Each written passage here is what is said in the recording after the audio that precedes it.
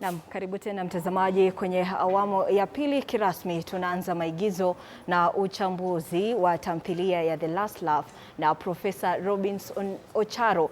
Na kama nilivyokuahidi, kando na maigizo kutoka STARTIMES Production, niko nao wanafunzi kutoka gredi ya 9 kutoka shule ya sekondari msingi ya Jawani. Sasa itabidi tumejifunza kusema sekondari msingi na sekondari ya juu. Aidha mtazamaji, niko naye mwandishi wa tamthilia hii ya The Last Laugh, Profesa Robinson Ocharo. Hakuweza kufika hapa, basi tutakuwa tukiungana naye kupitia mtandao wa Skype. Profesa Robinson Ocharo kwa njia ya moja kwa moja anatupata moja kwa moja kutoka kaunti ya Nakuru. Basi tutakuwa tukiungana naye tukimuuliza maswali kuhusiana na utunzi na msuko wa hadithi yenyewe ya The Last Laugh. Aidha mtazamaji, kama unavyoona kwenye meza yangu, basi ninayo mapambo, ninazo zawadi ambazo leo hii tuna zawadi wale wanafunzi ambao watajibu maswali mengi zaidi kutoka kwa tamthilia hii ya The Last Laugh. Tutakuwa tukiuliza kuhusiana na wahusika, maudhui na pia mtiririko wa hadithi yenyewe ya The Last Laugh. Sasa nataka niwapishe waigizaji hawa kutoka STARTIMES Production watupatie kabla hatujavuka hadi studio B kutuigizia. Profesa Robinson Ocharo, good morning. Morning. Habari ya studio? Good morning. Unatupata vyema? Napata vyema kabisa. Ehe. Yes. Karibu sana kwenye studio za TV47 kwa mara nyingine. Asante. Tukiwa na maigizo ya pili ya tamthilia yako ya The Last Laugh.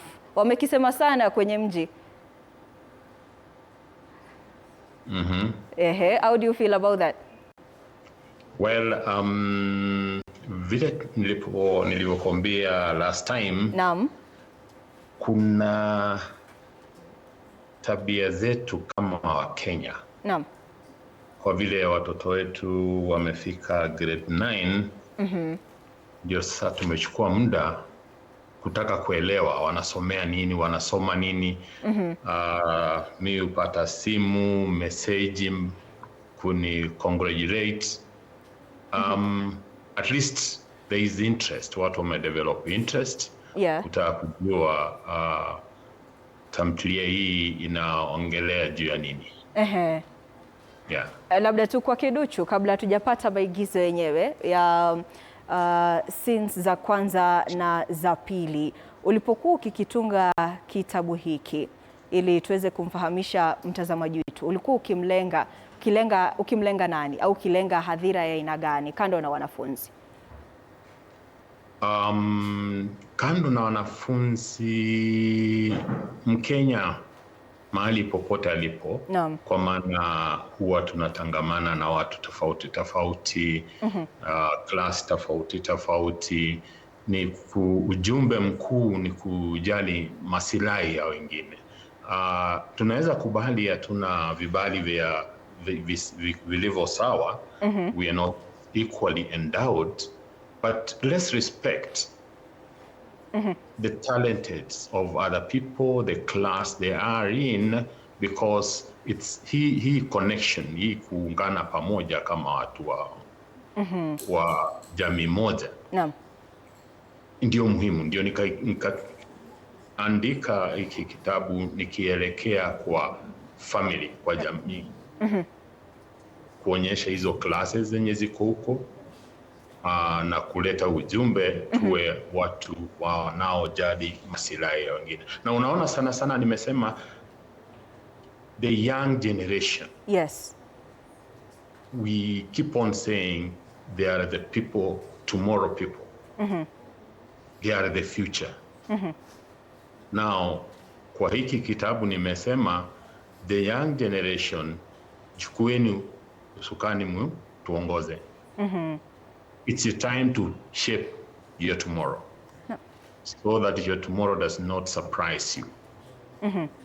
Yeah.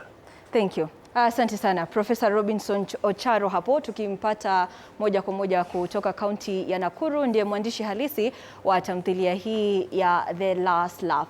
Basi langu ni ombi tu kwa wanafunzi hawa kutoka shule ya sekondari msingi ya Joan kuwa makini na kutazama maigizo ya tamthilia hii ya The Last Laugh. Aidha, kwa wewe mtazamaji, tuna swali letu la leo. Iwapo umesoma kitabu hiki, what is your takeaway? Basi tupate maigizo ya kwanza kutoka kwa Art Swiss Production kutoka kwa tamthilia hii ya The Last Laugh.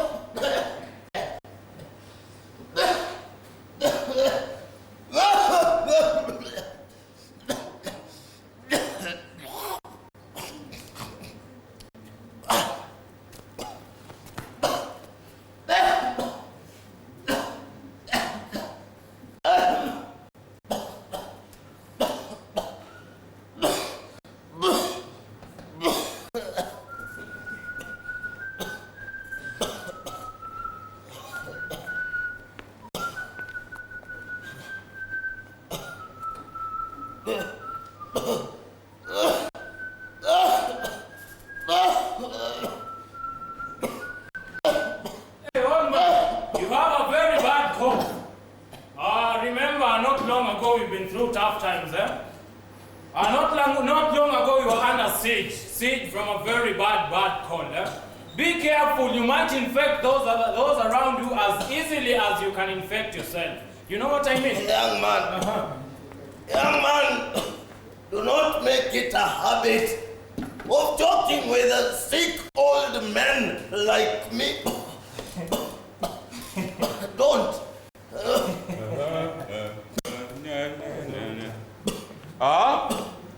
You hear this early hour?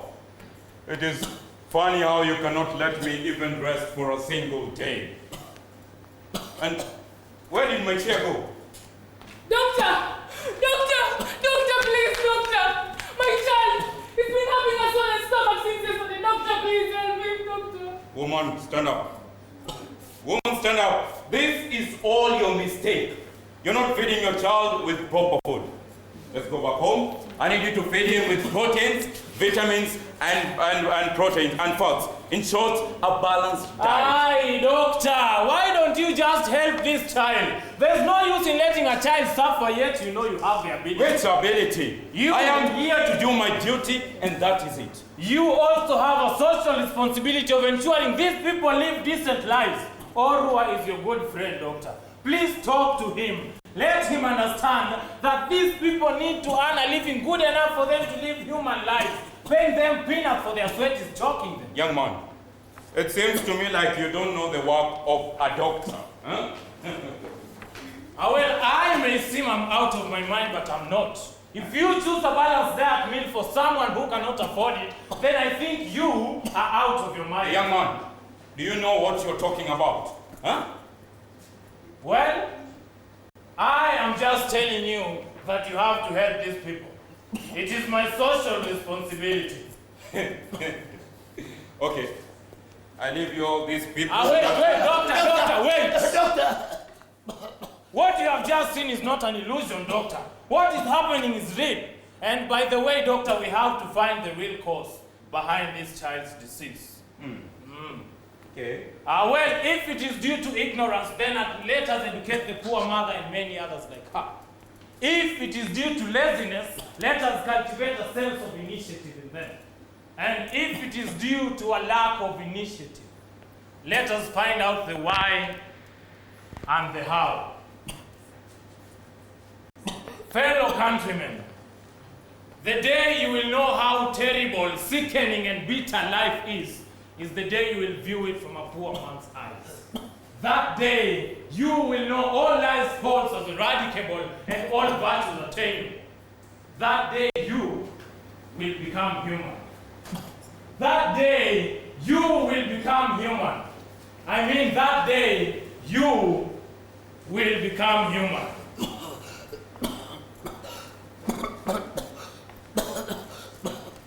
When he calls me, I will answer. When he calls me, I will answer. When he calls me, I will answer. I will answer to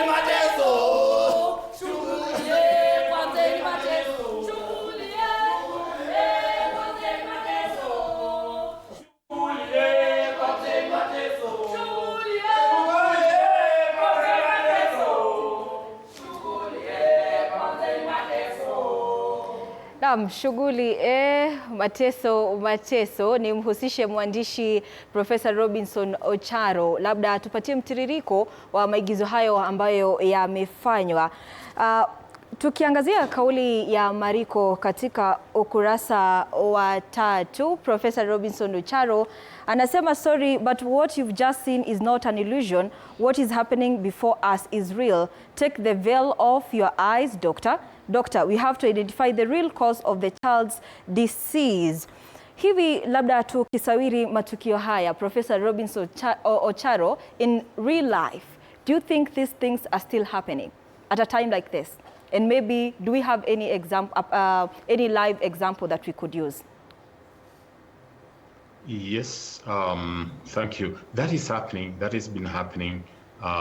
As I hinted awali tulipokuwa studio hapo mbeleni nilisema we saw it as a radical demand for change in Karl Marx. But quickly nawakumbusha kwamba tuna Nelson Mandela, tuna Mahatma Gandhi ambaye naye aliangalia mateso ya hawa wa kiwango cha chini. Ndio naona Mariko anatukumbusha hapo, the day you'll see how terrible life is the day you'll see it in the poor man's eyes. What we naturally call social services. It's happening in Kenya. We can't run away from it. Accessing simple social services. You can see here the first service being demanded is health service. And you can see the doctor is simply blaming the mother of subjecting the kid to unbalanced diet. Na namwambia, go and feed your child with a balanced diet. And for sure, she can't afford. It's obvious. The same thing, mimi na wewe, tukiangazia hii balanced diet, kuna mwenzetu hawezi. And the next thing anahitaji ni matibabu. Na matibabu haya lazima alipie na hana hela. Hapo ndio sasa how terrible life is. And they are there.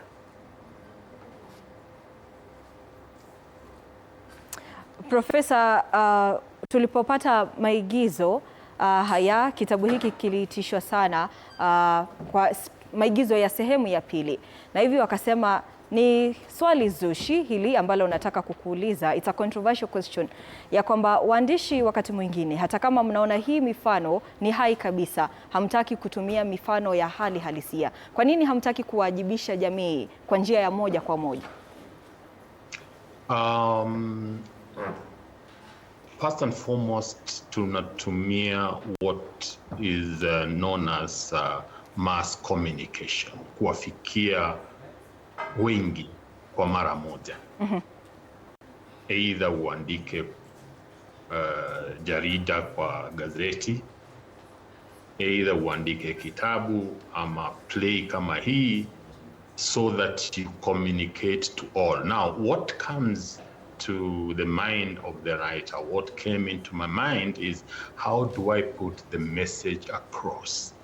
I brought in drama, a little humor is there, but the message is being sent across as you read it, as you watch it, that there are people around you, there are people who are lowly, there are people who matter in this life of ours, but we ignore we ignore their basic needs and kind of pretend to know that they pretend to know and conclude that they don't need to go any higher than where they are. And also we want to assume they can take care of they need a third hand. That's why you see Mariko is trying to cut short the doctor by walking away, cutting him short and telling him, what you've seen is not an illusion. No. It's real. Yeah. Naam, kabla hatujapata sasa maigizo zaidi kutoka kwa Art Space Production, swali jingine Profesa, tumeona mazungumzo kati ya Mariko na huyo mwanamke ambaye alikuwa amekuja kupata usaidizi wa matibabu kutoka kwa daktari, lakini daktari anashikilia kauli ya kwamba wewe ndio umetepetea au umetelekeza ulezi kwa mwanao na ndio maana yuko mgonjwa. Hivi inamaanisha ya kwamba katika jamii tuishio kwa sasa ndio inapuuza yale mafunzo ambayo yanatolewa, ama wale ambao wanatoa mafunzo ndio wametepetea katika kazi yao? Ukiangalia sana hapo tulipopata uhuru, mambo ya elimu, mambo ya afya, hata entertainment ilikuwa jukumu la serikali. Na ilishikilia hivyo. Medication was heavily, almost free. Hospitals equipped, almost free. But tulichapwa kiboko na kitu inaitwa structural adjustment program. Those who are giving us loans, and this has happened to third world countries, developing countries, insisted that for every service the government gives, the state gives, we must pay for it. Sasa swali ni hii, ndio huyo daktari anaambia mama enda umulishe a balanced diet. Swali ni hili, afford kweli sio wote tunaweza. Now, who takes over is the question. And that's why it's now starting from the young generation. Shape your future. Because your other brothers, sons and grandsons and daughters and granddaughters are likely to be worse off than they are now. That's why it took the young generation to start focusing to the future. Of course, utaona there is real conflict between the parents and the children. The children taking sides with the poor people, saying they have to be liberated. And the liberation here is they have to live minimum acceptable living standards. Yeah. All right. Asante Profesa Robinson Ocharo hapo kutoka kaunti ya Nakuru. Mtazamaji, tupate maigizo zaidi kutoka kwa tamthilia hii ya The Last Laugh.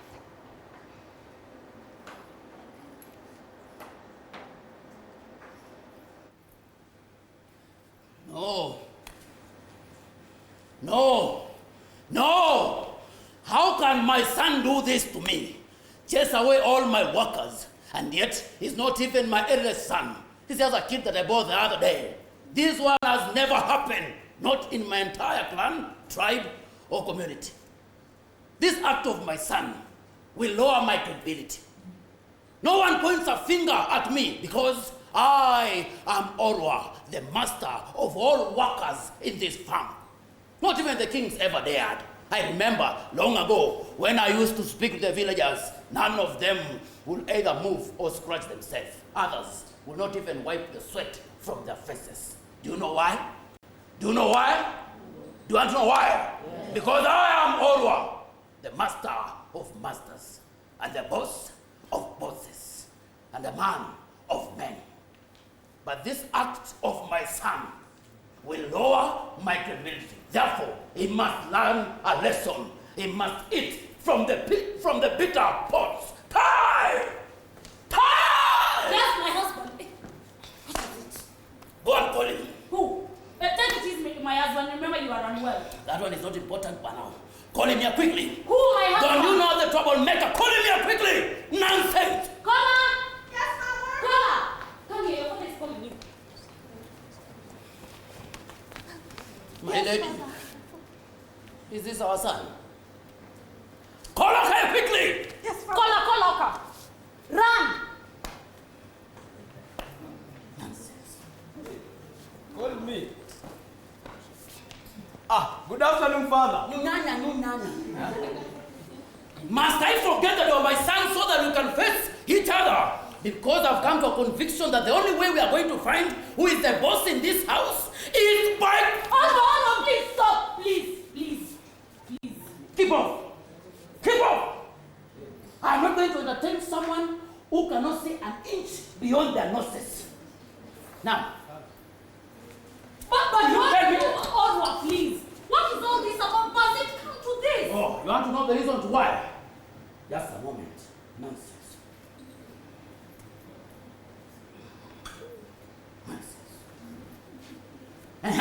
Here, read.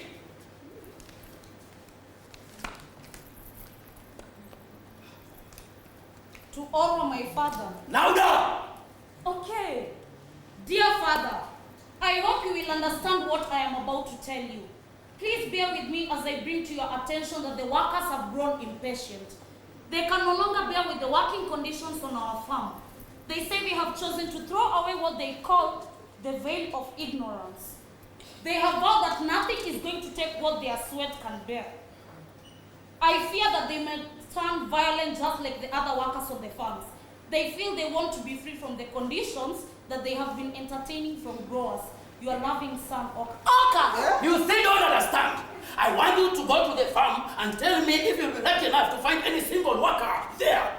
I hope you're not serious. Are you talking of being serious? Are you talking of being serious? Father. My cows have not been fed for the past 3 days.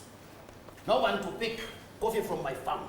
Look at my tea farm. It has turned out to be the largest jungle in Africa. Why did you do that, son?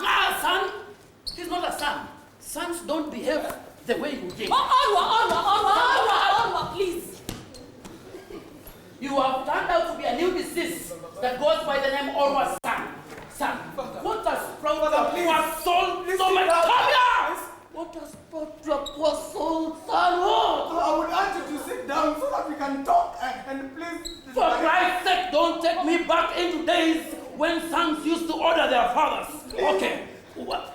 Father, remember shouting at each other will lead to the same point. Okay. Solving nothing. Okay, now we will sit.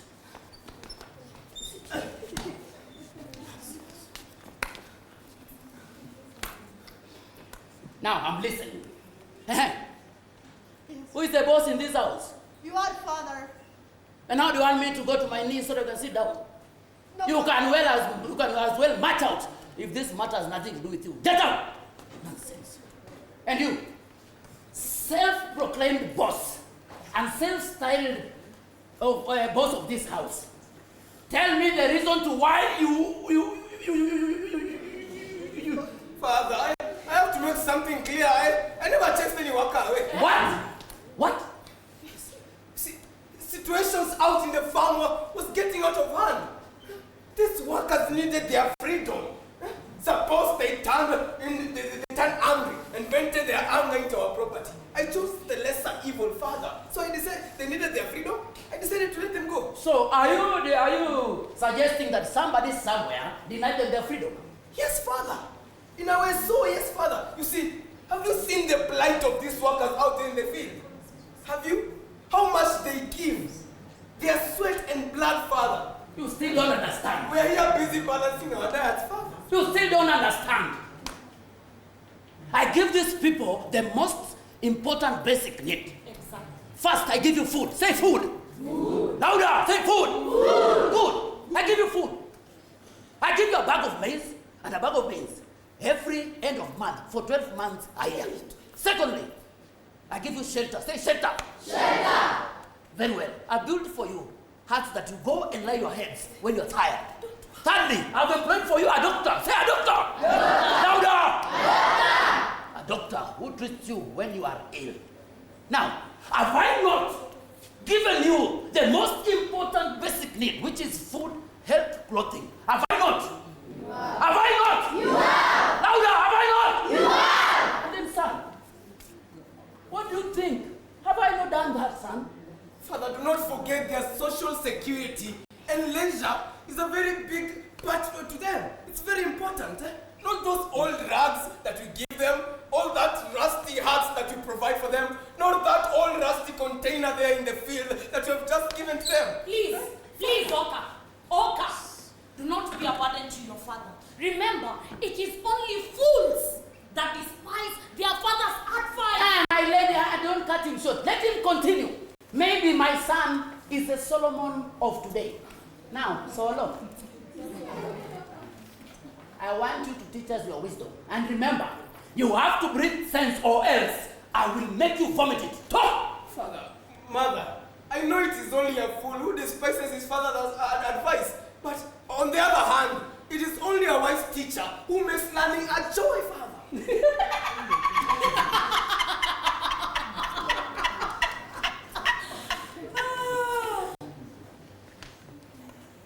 Philosophy.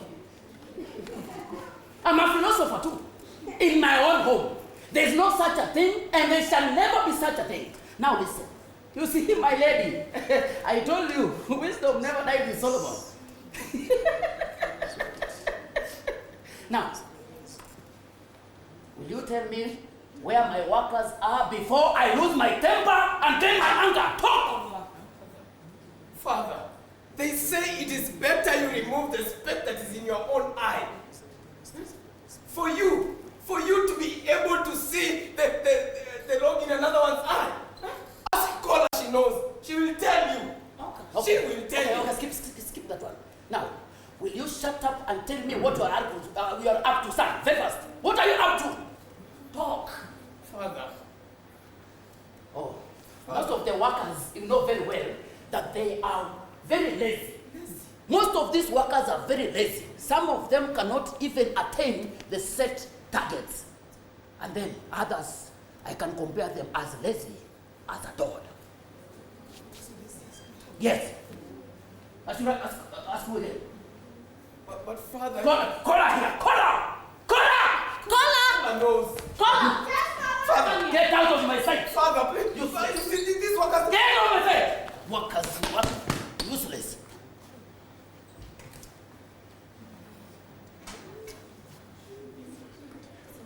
Or, calm down. Kola is here. Nonsense. My daughter. Yes, Father. What is... it is so chill nowadays. What the hell is happening nowadays? The weather is so unpredictable. You can never tell what each day has to offer. You tell them very uncertain weather.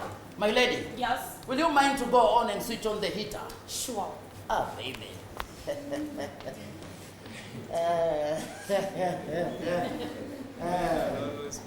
Now, my daughter. Yes, Father. What is wrong with you and your brother? We have no problem, Father. It's the workers. And so you have decided to side with them? No, Father. It's about their lives. Their plight, Father. I'm totally ashamed of you.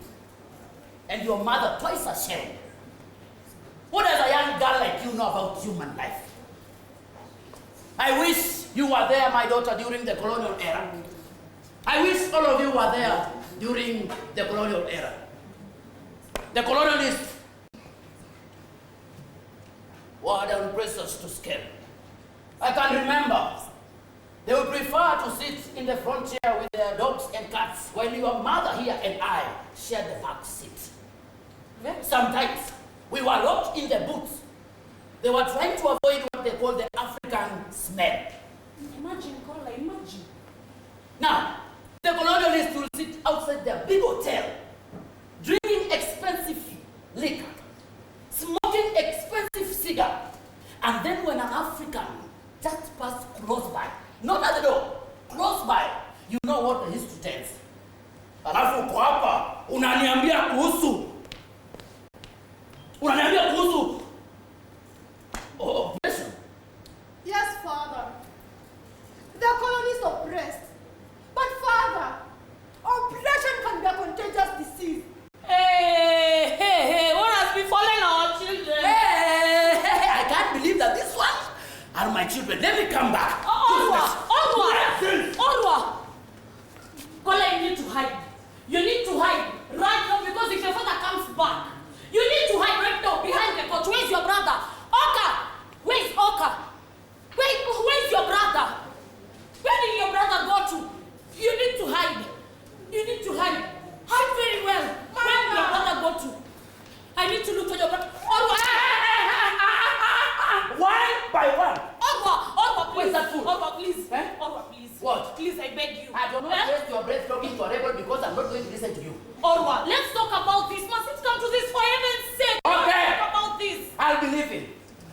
come back, I want to find everything normal back to my farm. Am I clear? Or else, I will be Orwa-less. You, my wife, and you and your brother. Just Useless. leave it to And them. all of you. I'll talk. When I come back, I want to find everything normal in my farm. Am I clear? Yes. Am I clear? Yes. Louder! Yes. Nonsense. Orwa! Orwa! Orwa! Orwa akawa Orwa-less, hana mke anymore. Amekuwa na mke wake Tai. Nimhusishe mwandishi Profesa Robinson Ocharo tukiangazia ukurasa wa 18 hivi leo, tukizungumzia kuhusiana na falsafa ya ukoloni mamboleo. Ni jambo ambalo limejitokeza vizuri katika tamthilia hii yako Profesa Ocharo. Hapa Orwa anasema, Kola, I am totally ashamed of you. Your mother here is twice as ashamed. What does a young child like you know about human life? I wish you were there during the colonial era. Those colonialists were down pressers to scale. I tell you, they preferred to ride their dogs and pigs in the front seats of their cars, while your mother and I were thrown in the back or in the trailer of a tractor. Ni jambo ambalo limejitokeza sana, lakini cha kusikitisha mno ni ya kwamba naye Orwa ambaye ni mwajiri wa wafanyakazi hawa katika shamba hili pia ameiga zile tabia hizo za mkoloni. Hivi kama profesa, na tukiangazia kwa undani profesa ya ukoloni mamboleo, kwa nini imekuwa ni vigumu wa Afrika na pia hususan wa Kenya wameshindwa kutupilia mbali tabia hizo mbaya za ukoloni mamboleo? Asante sana, itachukua muda. Vile nilisema, tulipata uhuru tukafurahia, but we went back to the same class. Unasikia Ami akimwambia babake that oppression is a contagious disease. Ameambukizwa ugonjwa wa koloni.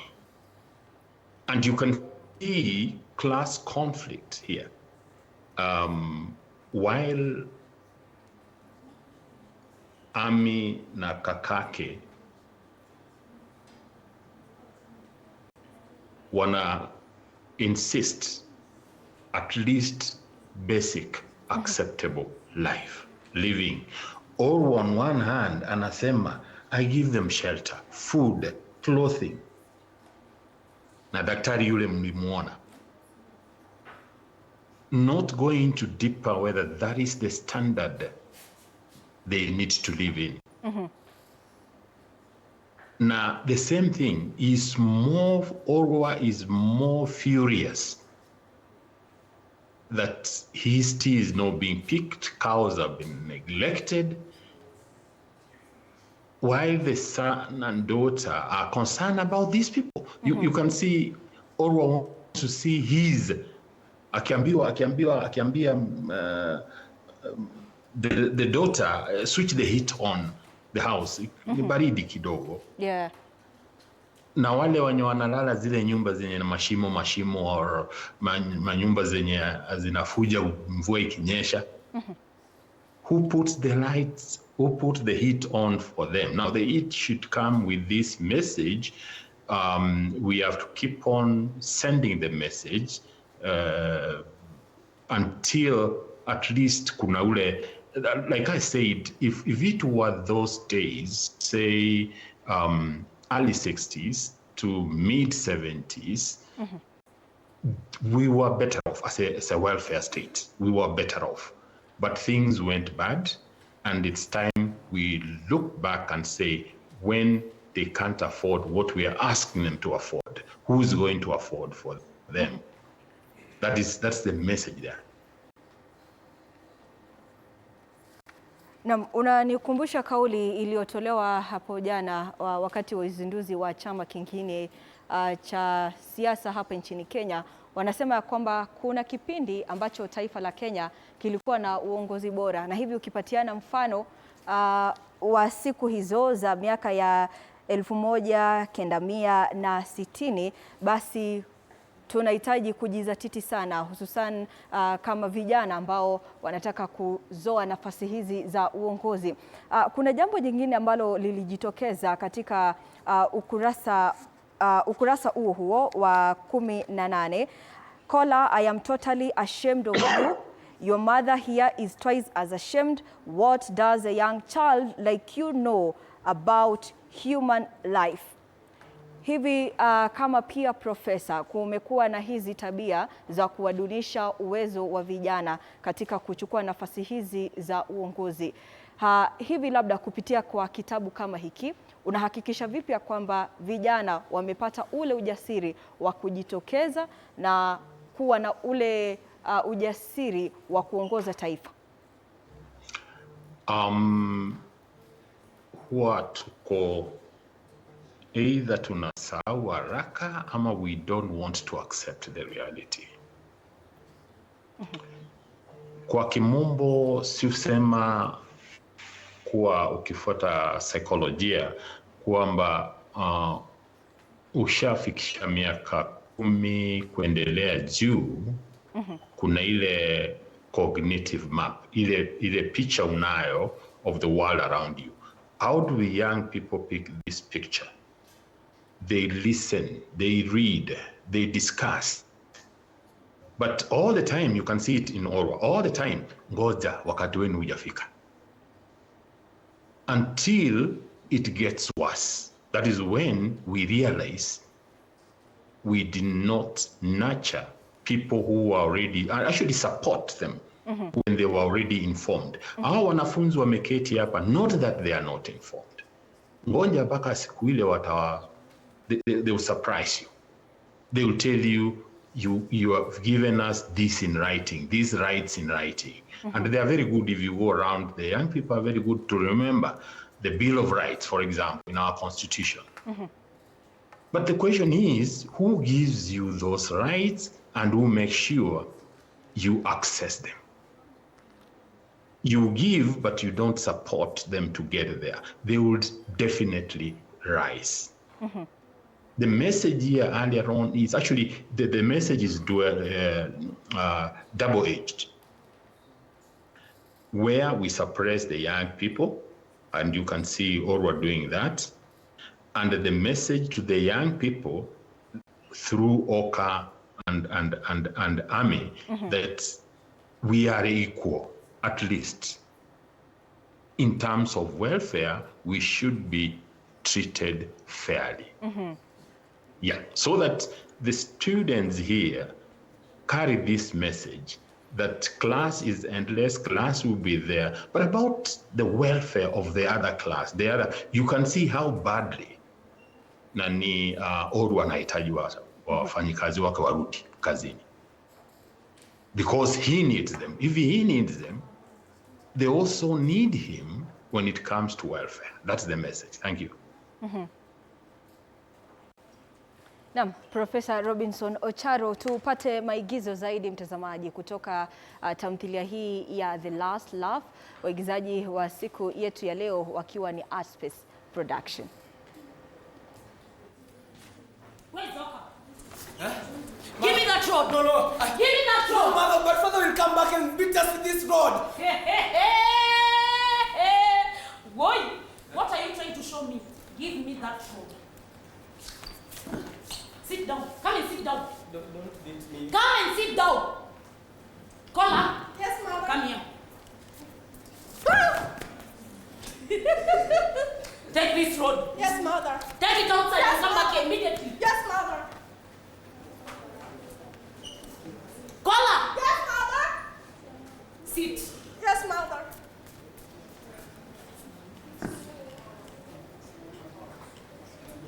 Now, maybe you two can tell me what this is all about. Kola, what is mixing you up? What have we not fulfilled or given it to you as parents? Mother, surely. No two sincere lips can pronounce that all is well with the workers. The joy that fills our hearts comes from the sweat of these workers. How good it is to share this joy with them. We should not act like the Jewish priest who sober never helped his brother by the roadside.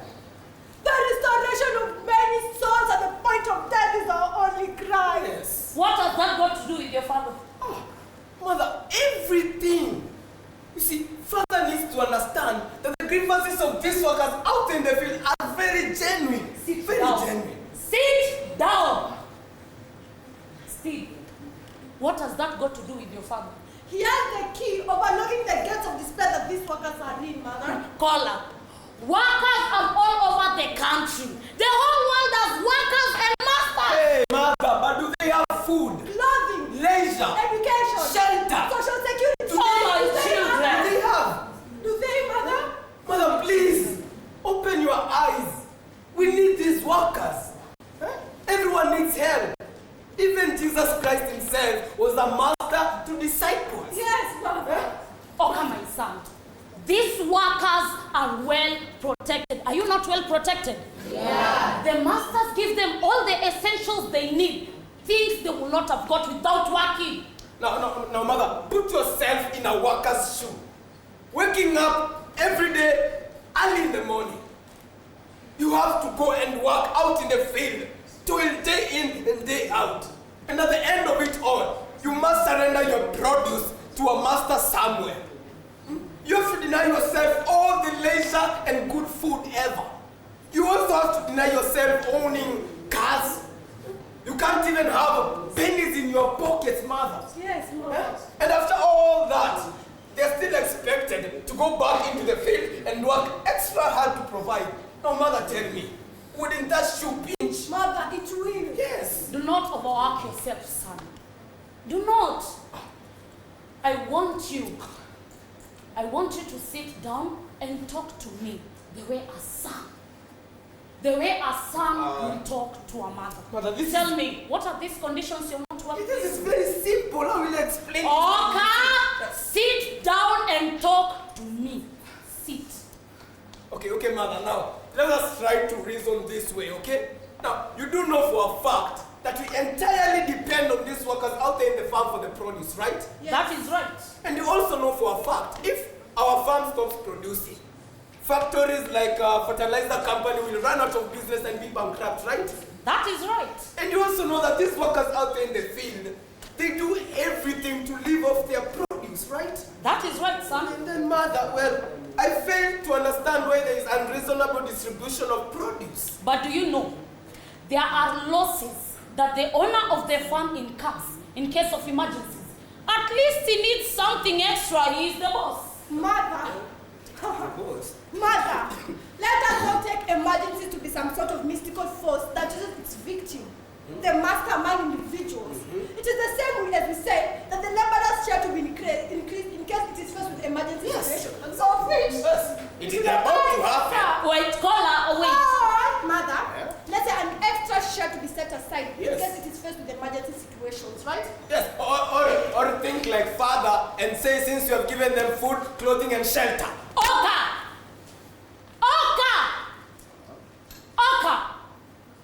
Mother, these are nothing other than necessities. Yes. Tell me, who does not need shelter and clothing? Who is this person that has a huge stone in his stomach to prevent him from hunger, Mother? Now, I know you do not care about the conditions of our brothers and sisters out there in the field. I know you do not care. Brothers and sisters, really? Yes, they are our brothers and sisters, But Mother. they are our brothers and sisters in this human race, aren't they? They are. Aren't they? They are. Yes, they are. Huh? Mother, But what can we do? now look at this vast land of ours. Look at it. Very vast. And at the end of it, there's a container that you just labeled a health facility. It does not work. It does not have the medicines for these people when they get sick. There is no doctor there to tend to this patient when they get ill. Mother, this is their last cry, their last resort. Yes. What can we do, Oka, my son? We are equally fighting the poverty we inherited from the colonialists. Hey, Mother, equally fighting.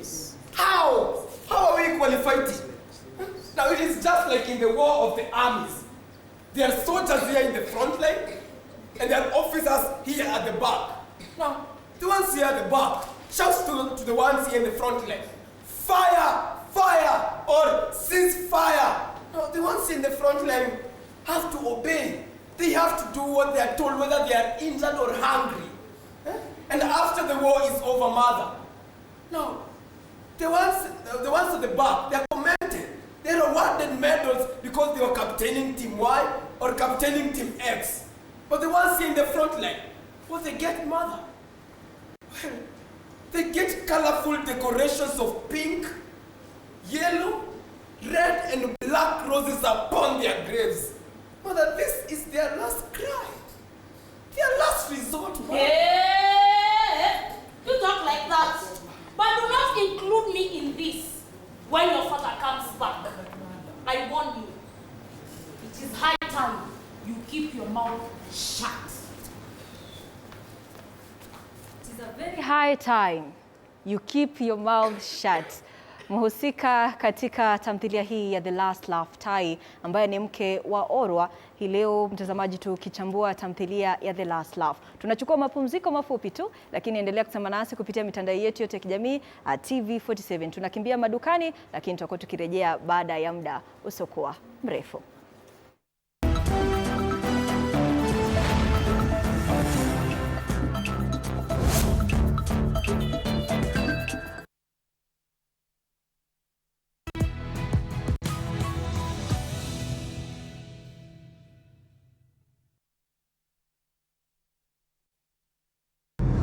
We are here in Chepterit, Nandi County, where we have yet another winner of the Dosika na EPL promotion, and our winner for today is Raymond Koech. Najazika na bambika. Nimefurahi sana kupata hii pikipiki. Hii motorbike labda itakusaidia kivipi? Itanisaidia kwa kutumia personally na kutransport vitu zangu kama order vitu na leta hii motorbike. Yes. So muendelee na bet na Maybet na mtakuwa washinda hata nyinyi. Unaona vile nimewin pikipiki. Asante kwanza kwa ndugu yangu kwanza kwa sababu amejine kwanza pikipiki. Ameniandika hata kazi kutoka leo. You too at home can be a winner. Simply place a multi-bet or a single bet with a stake of 49 shillings and above. We have daily prizes, we have weekly prizes, and the grand prize of 1 million Kenyan shillings at the end of the EPL season this season. So keep playing, keep it Maybets, and you too can be a winner. Emergency, over. Maybets. Enjoy uninterrupted live streaming of your favorite programs on TV47 and Radio 47 on the go with our new mobile-friendly website. Experience the future of broadcasting. Visit www.tv47.digital or scan this QR code and stream your way to endless news and entertainment. Welcome to the home of untold stories.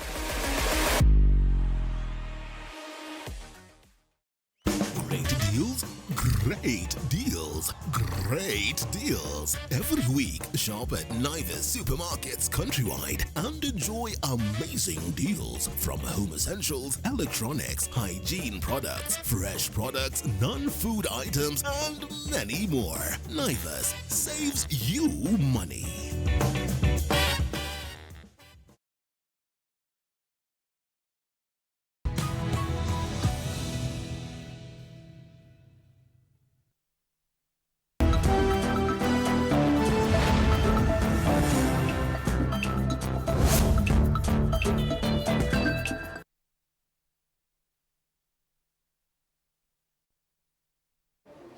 Naam, karibu tena mtazamaji, tunazidi kuchambua tamthilia ya The Last Laugh na Profesa Robinson Ocharo. Kabla hatujaendeleza maigizo yetu, nataka nimhusishe tena Profesa Robinson Ocharo ambaye tunampata moja kwa moja kutoka kaunti ya Nakuru.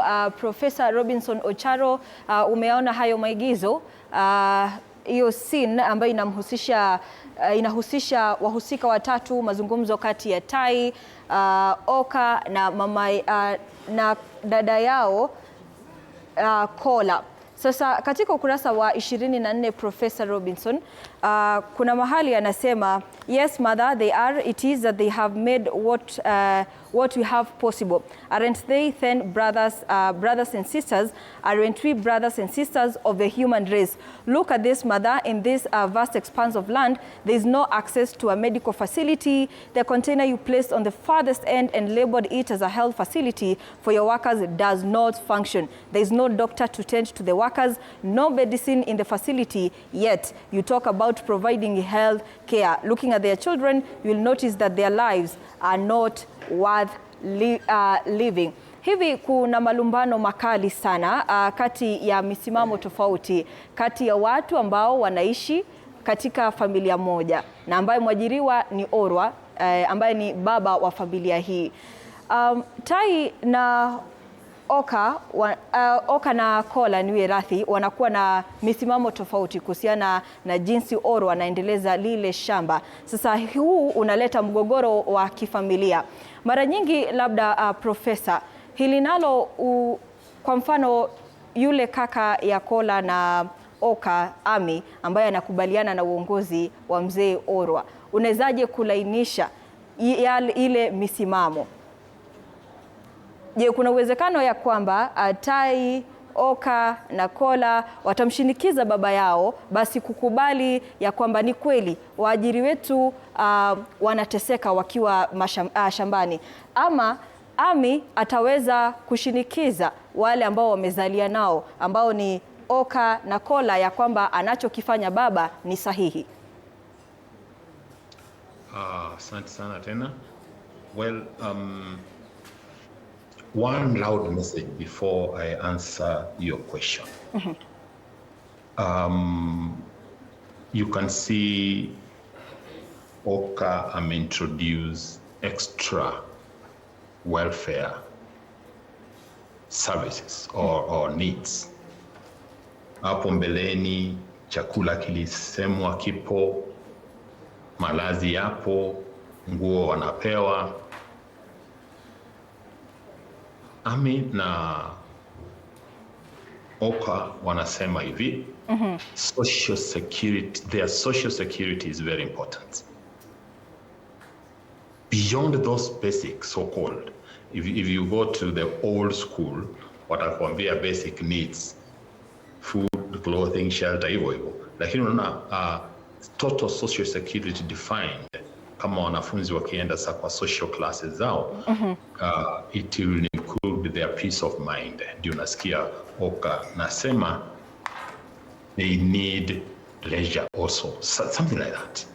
Now, at the end of the day, it's not Oka now swali lako. At the end of the day, sio hao vijana wanaleta ushindi.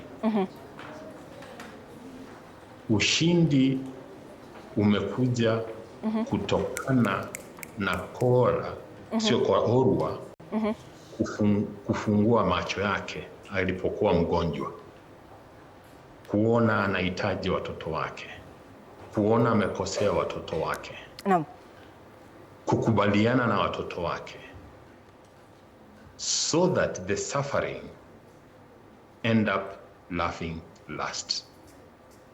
Thank you. Asante sana Profesa. Nataka kwa sababu watu walitisha sana sehemu za mwisho za tamthilia hii ya The Last Laugh, basi tunapata maigizo zaidi. Nimpishe Oka pale na Tai na waona waweko kwenye studio bar tayari kutuigizia sehemu ya pili ya mwisho. Hey brother. Oh my God, this coffee tastes good. Well, it is the sweat and blood of those workers out there in the field, eh? And Dad. All we enjoy was made possible by Papa. No. Father does not have anything to do with what we enjoy here. What is it? Hey, just fuck my G-Wagon. Thank you. What is it?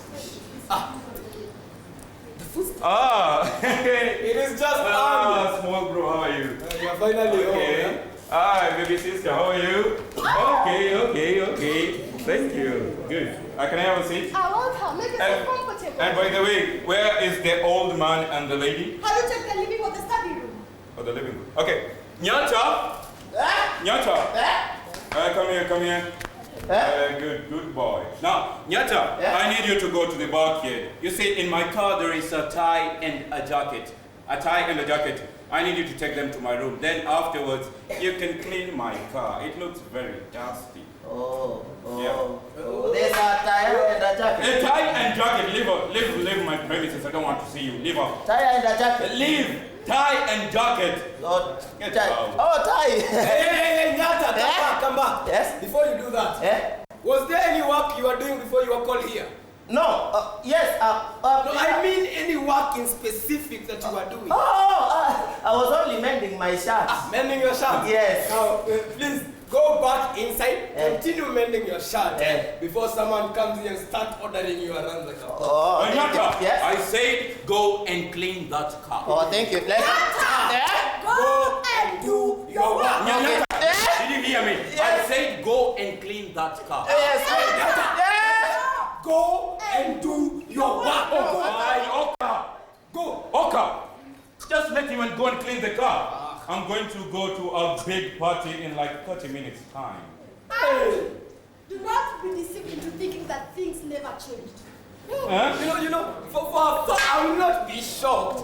When one day you come home and start ordering Nyata around, for example, maybe, Nyata, come. Open the door, I want to go into the toilet. Or maybe, Nyata, come. Open the door, come, close the door, I am done with the toilet. Or rather, Nyata, come, carry my wife from the car to the bedroom because she's in style. Oka, stop acting tough. And mind you, you're still a child. Where did you get the courage to talk to me like that? How dare you interrupt me so rudely? Mommy, he's your younger brother. I am not a child. I am not a child. I know you grow in brain-wise and whatever. Stupid. I am not a child. Now you see, I know a man grows in two ways, right? Yeah? Mind-wise and age-wise. Yes. In the matter of the ages, I will not argue with you. You have won. Okay. But in the matter of the one who takes a stand upon Hey, I don't want to listen to you. You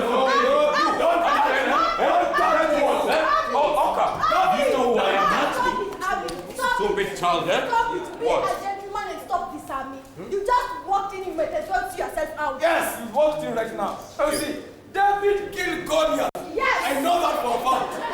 David killed Goliath. And we little towns of today will not be defeated by those things of them as Listen to me. You know what? I'm not going to argue with kids over here. Let me take my leave. Sarah, a man. Kids. We look like kids. Kids. He thinks that you cannot defeat him because he's the elder brother. Brother. Profesa Robinson Ocharo, mazungumzo kati ya watoto hao wa Orwa na Tai.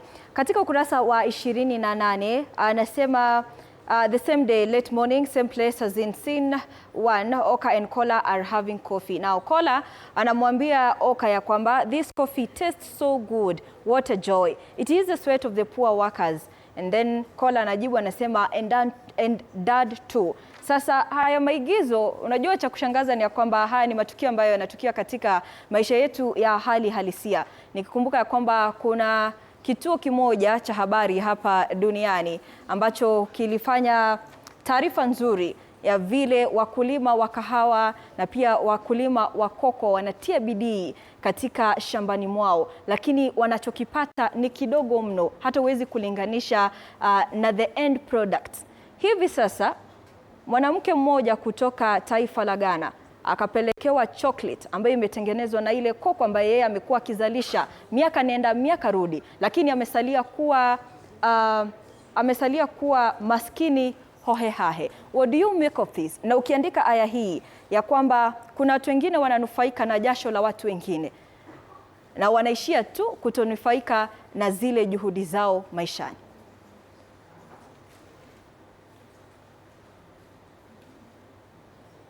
Leo haya yanaendelea. Yapo sio ndoto. The very producers, majority, don't end up accessing value that has been added to the products, their product. Now, interestingly enough, value addition, those who do value addition have cut a class of their own, including the prices, the pricing and all that. They have cut. So here, what I'm trying to show is that here, these kids are enjoying and they are liking what they are taking, that coffee, but they are reminding us quickly, these came from people who are not enjoying it. Including And at the head of these, the one who's driving this disconnect, production and enjoying, the one who's driving this disconnect is the owner of the farm. Class ya juu. They control it. Yeah. Ndio maana ukaona hapo mbeleni, Orwa is bragging. We give them our old clothes, all expensive clothes. Well, no matter whether it's expensive, if it's old, it's old. So them is to enjoy the low class as we enjoy the high class, but not forgetting, without them, we can't enjoy. Thank you. No, thank you, Professor Ocharo. Tuwe na maigizo ya mwisho ya tamthilia hii ya The Last Love. Mtazamaji, tunapokea scene 2. Hapa ni katika ukurasa wa 41. Iwapo mtazamaji unatufuatilia kupitia mitandao yetu ya kijamii, labda nisome jumbe 2-3 ambazo zinaendelea kumiminika katika mitandao yetu ya kijamii. Kuna mwalimu hapa anasema thank you so much for this. I will show it to my students. Aidha namuona David Mutemi naye anasema the crew is amazing. Asante sana kwa kutuletea maigizo haya. Aidha namuona John Mbabu naye anasema amazing. Mwingine anaomba the next part please. Kwa hivyo nitawapisha waigizaji wa Artspace Production watupatie maigizo ya mwisho. Andy. Yes, I'm parking my G-Wagon. Thank you. Yes, Dad. Yeah. Andy. Yes. Sit here, my son. Okay. I want you to go to the chief. To the chief? Yes. Okay. Tell him to give you one police officer. One police officer? Yes. Okay. Then come back here. No problem. Very fast. Right away. But father, what are the police officers for? They are here to swim. Please try to understand my husband. Oka is our son. Okay. Not a moment. Hey, Dad. As you said. It was very fast. Very, very fast. Police officer. Yeah. Yes, sir. How are you? I'm fine, sir. Now I have work for you.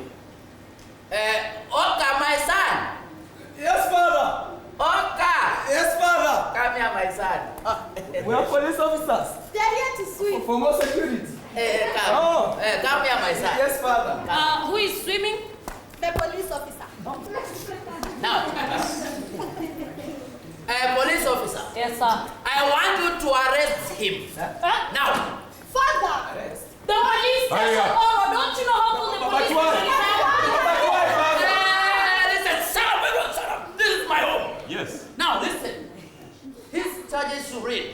Causing disturbance at Orwa's property. But father. Arrest him. at Orwa's property. Yes. The more I stay in there, the more you will realize that I was right. Repeat again. The more I will stay in there, the more you will realize that I was right, father.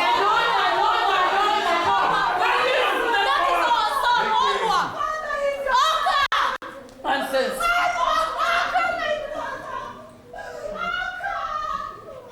Yes, my son. Yes. You did it very well. Very well. Now I want you also to go back to the chief. Uh-huh.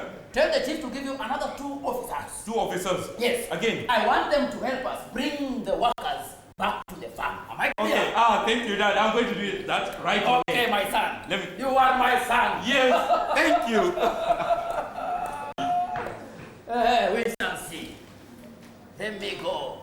Seek my medical attention. Then I'll be back at the farm to see the work.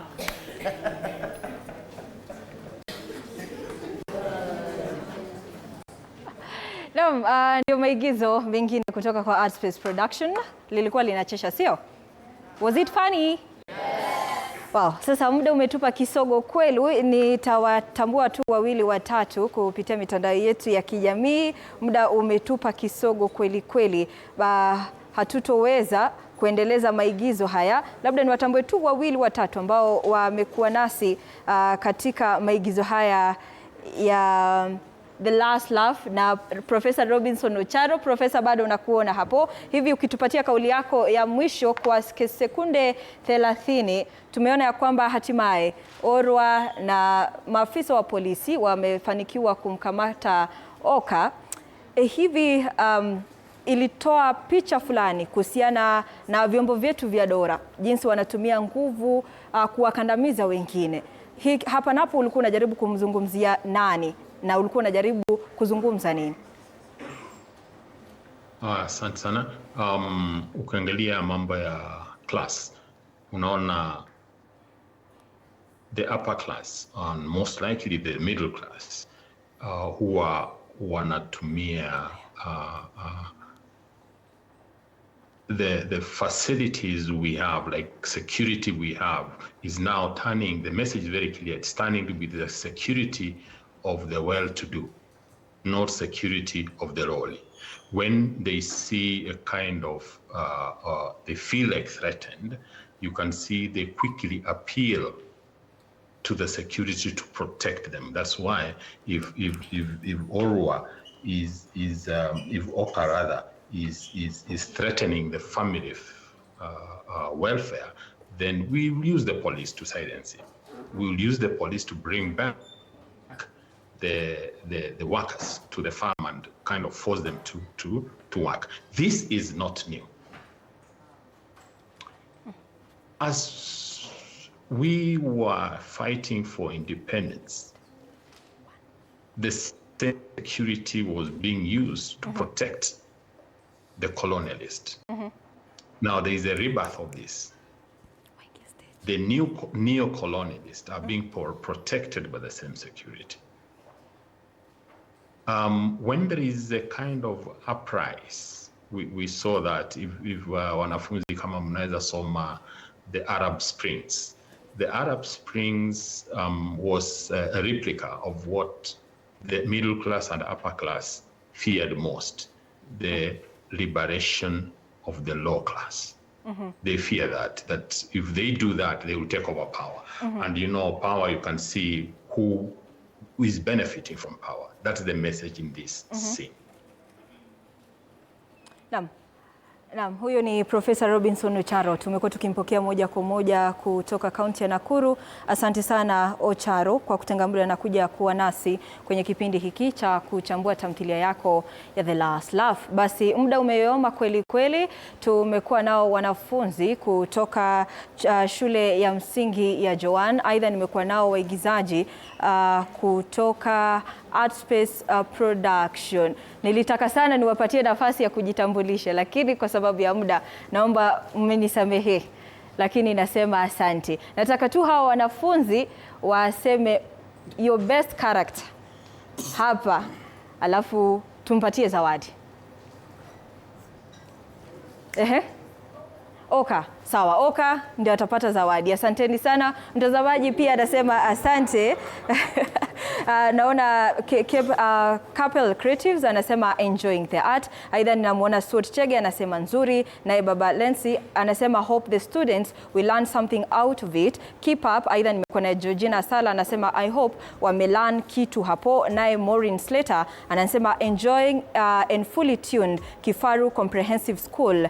Huyu ni teacher Mo. Aidha namuona Caroline Mutuku, wow, very teaching, even workers have the right to be treated right. Asante sana mtazamaji, kwa heri ya kuonana. Jina langu ni Ruga Evans. Zitimiapo saa 7 za adhuhuri, basi nitakuwa nikirejelea na taarifa kwa njia kamilifu. Kwa heri.